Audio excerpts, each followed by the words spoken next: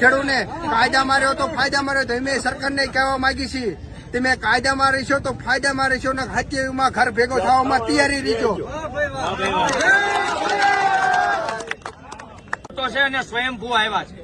આપણે ભાજપની રેલી હોય, આજે આપણા દેશના વડાપ્રધાન પણ ડેડિયાપાડામાં આવ્યા છે અને એમની સભામાં લોકોને ભેગા કરવા માટે સરકારી બસો મૂકે તેમ છતાં પણ ભેગા થતા નથી.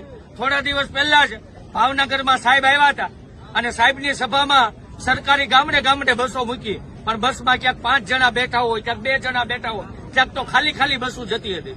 પરંતુ આજે એ સાબિતી છે, કોઈ બસની વ્યવસ્થા નહીં, કોઈ વાહનની વ્યવસ્થા નહીં, કોઈ જમવાની વ્યવસ્થા નહીં, તેમ છતાં પણ હજારોની સંખ્યામાં લોકો, ખેડૂતો સ્વયંભૂ આજની આ ખેડૂત મહાપંચાયતમાં આવી રહ્યા છે. આ ભાજપના કરદાઓને ઘર ભેગા કરવા માટેનો સમય હવે આવી ગયો છે અને આજે સુદામડા ગામમાંથી આપણે બીજ રોપવાનું છે અને 2027માં ભાજપના તમામ કરદાઓ ઘર ભેગા થઈ જવાના છે.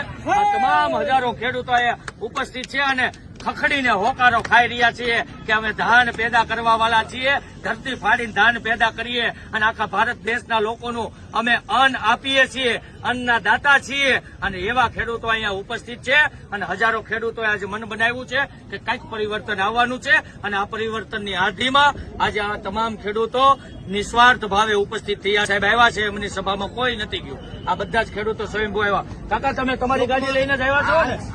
પોતાના ખર્ચે આવ્યા છે. જો આ કાકા છે, મારી 96-72 ગાડી ઇકો લઈને આવ્યો હોય, કઈ નહીં, અમે બધા 10 જણા આવ્યા.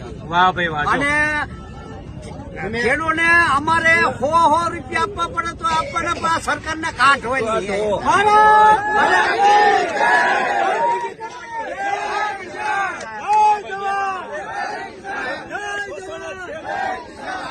માધ્યમથી મેં કહ્યું છે અમે રાજુભાઈના સમર્થન સીવી, ખેડૂત સીવી, ખેડૂતના દીકરા સીવી. તો રાજુભાઈ જેલમાં હોય તો ભલે હોય, રાજુભાઈને એવું નહીં માનવાનું અમે એમના સાથે સીવી.